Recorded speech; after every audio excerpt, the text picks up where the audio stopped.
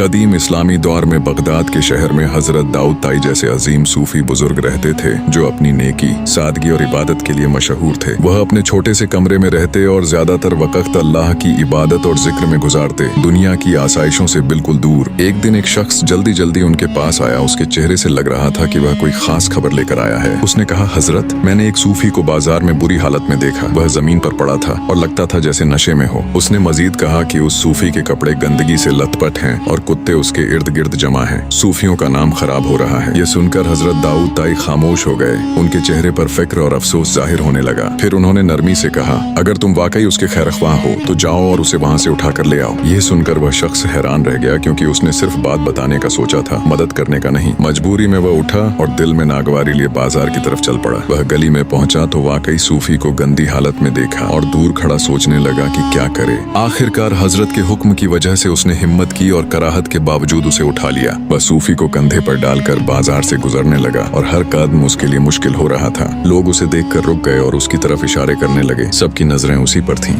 वह शख्स ये सब बर्दाश्त करता रहा। उसका दिल दुख रहा था, मगर वह खामोशी से चलता रहा। आज वही शख्स खुद रुस्वा हो रहा था, जैसे उसने दूसरों की बातें फैलाई थी। वह किसी तरह सूफी को उसके घर पहुंचाकर खुद जल्दी से वहां से निकल गया। रात भर वह सो न सका। दिन की जिल्लत और शर्मिंदगी उसके दिल में चुभती रही। सुबह होते ही वह दोबारा हजरत दाऊद ताई के पास गया। उसका चेहरा थका हुआ और नदामत से भरा हुआ था। हजरत ने उसे देखा और नरमी से मुस्कुराए, जैसे वह सब कुछ समझ चुके हों। फिर फरमाया, ए नफ्स, अपने भाई की बुराई जाहिर न कर, वरना अल्लाह तुम्हारी बुराई जाहिर कर देगा। यह सुनकर वह शख्स रोने लगा और हजरत के कदमों में गिरकर अपनी गलती की माफी मांगने लगा। ये कहानी हमें सिखाती है कि जुबान को काबू में रखना बहुत जरूरी है, क्योंकि एक गलत बात इंसान की इज्जत खत्म कर सकती है। और असल नेकी ये है कि हम किसी गिरे हुए इंसान को उठाए, न कि उसे मजीद गिराने की कोशिश करें।